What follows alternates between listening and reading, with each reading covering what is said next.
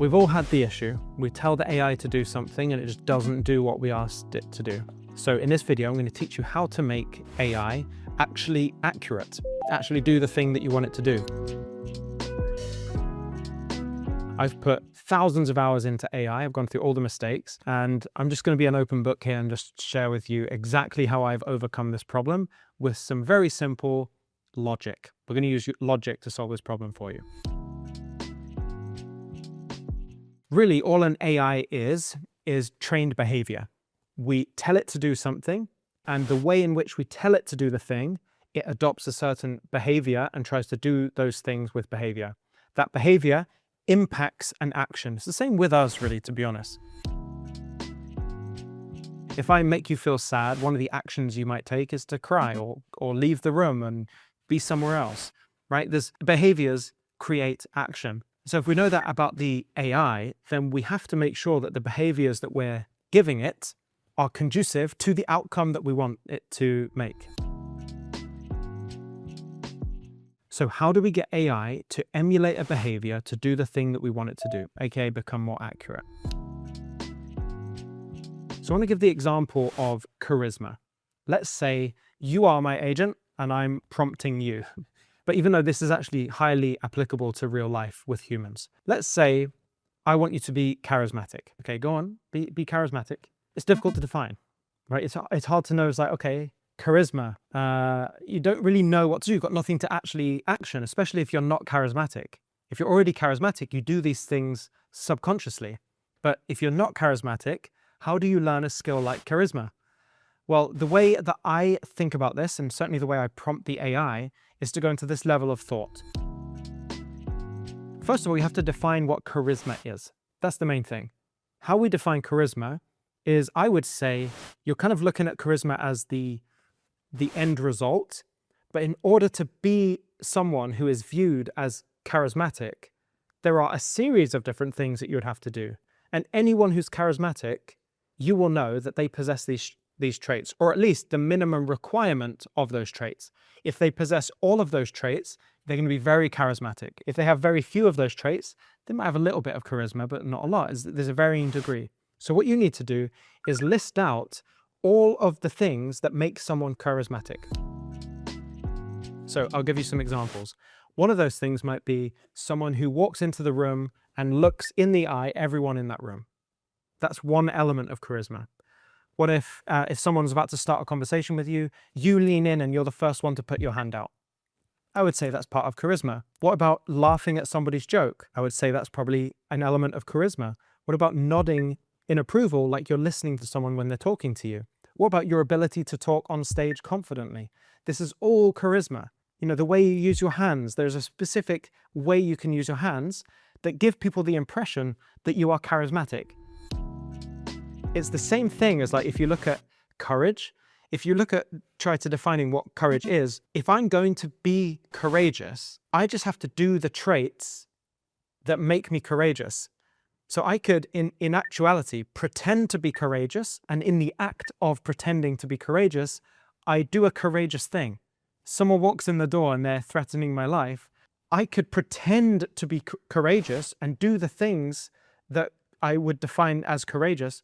All of a sudden, I'm actually courageous, because, you know, being courageous is acting as if you're courageous. So it's like pretending in a way. It's the same with it's the same with anything, really. All you have to do is define the traits that make up that outcome. It's the same in a business. If you want to know how to achieve this goal for a client, well, what needs to happen in order for that goal to be achieved? You work it backwards. And then you can go even further than that. You can say, okay, what can I do about this to create that trait in myself to then ultimately, once I've done that across all the traits, become objectively seen by others as charismatic? It's really just, you know, you're breaking it down from in a scientific level. What is charisma? How do you achieve each one of those elements? Next time I can come into a room, I can look everyone in the eye, I can put my hand out to shake someone's hand, I can smile at people when they look at me, I can laugh at their jokes, I can speak on stage.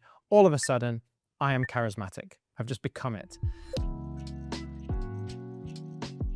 So the AI is very much the same way, and it will respond to you in your desired output based on how well you have defined what the output is.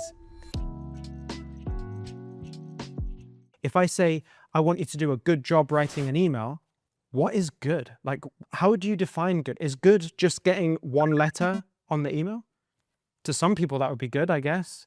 Would good be just sending an email, just any email? Probably not. Would good be getting an emotional response from the person you sent it to? Maybe we're getting a bit closer there.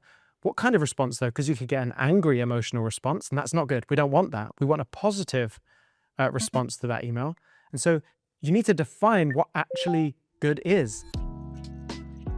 What are the elements of an email that create a good response? Oh, well, some good elements of an email is that you acknowledge the person by name. There's number one. Maybe you say take care at the end. Maybe another series of words, the one I like to use is thank you for your kind attention. I liked using that one because I was reinforced in a positive way that people would respond well when I said those words at the end of an email. So there is so much more to it than just saying, hey, write me a good email. Train it. Let it understand what that even means.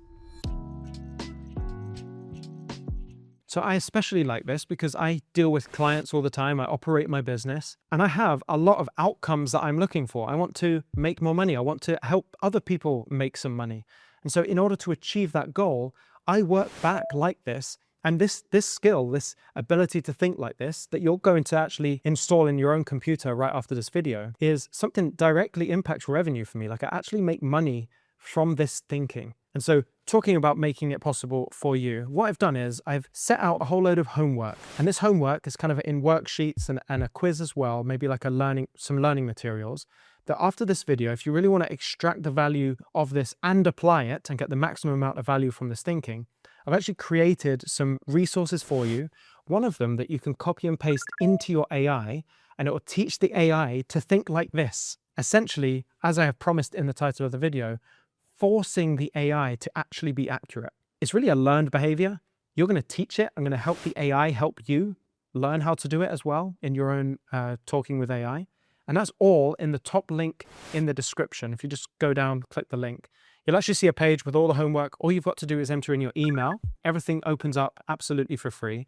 And if you want to go a bit deeper into understanding more of these thought processes and effectively how I run my $30,000 to $100,000 a month business with AI supporting me the whole way, I'm going to showcase all of it in an open book, open laptop kind of session, a live training on August the 5th. You can see all the inner workings of all my agents, all the skills that I've installed. There's actually over 380 of them. Today, I just taught you about one of them. These have been incredibly valuable to me in my business career and making money. They might be of value to you, maybe not, but it'd be worth checking out on the free live event on August the 5th.